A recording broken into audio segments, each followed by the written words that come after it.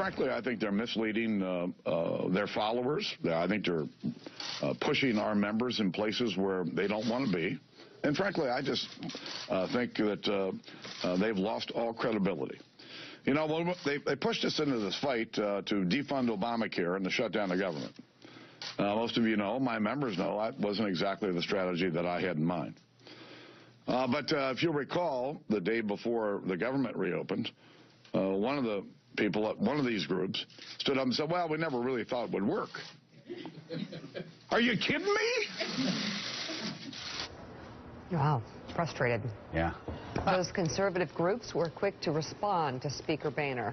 From Freedom Works, when it comes to credibility, actions speak louder than words, and right now it looks like the Speaker is leading the charge for spending increases and recruiting Democrat votes in the House to help get it done. From the Tea Party Patriots, pitting your colleagues against their constituents is how you lose credibility with your conference. Not upholding conservative principles is how you lose credibility with the voters who will find someone else if you're not willing to do the job.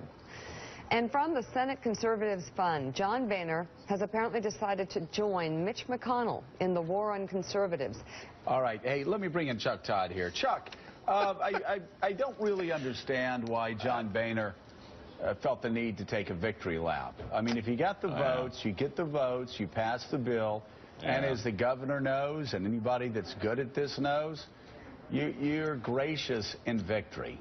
In fact, you pick up the phone and you call these people and say, hey, listen, we were on opposite sides this time. I won this time. I'm going to need you next time. Let's get together and talk. And I don't understand that response.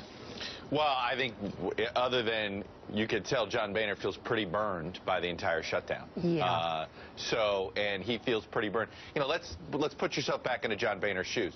These groups almost led the charge to get rid of him as Speaker at one point.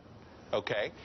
These groups led him down to take the fall of making the Republican Party its most unpopular in the modern era as far as unfavorable ratings, thanks to the shutdown. So I think it is human reaction. It is human nature for John Boehner to be reacting the way he's reacting, because he feels as if he has given to these groups, and these groups never say thank you. Instead, they always say, you've not done enough. You've not done enough. You're still too weak. You're still not a real, you still don't show enough spine. So I think there was only so much that somebody could get pushed until they, I hear you. I think, Joe, I hear what you're saying about why stick the finger in the eye, why poke them, why do this. You're going to need them again. Well, maybe he thinks it's time to, maybe he thinks it's actually time that if he is going to accomplish what he needs to accomplish to fix the Republican Party's brand nationally, then maybe he needs to do this. Because, Joe, what's the big picture here?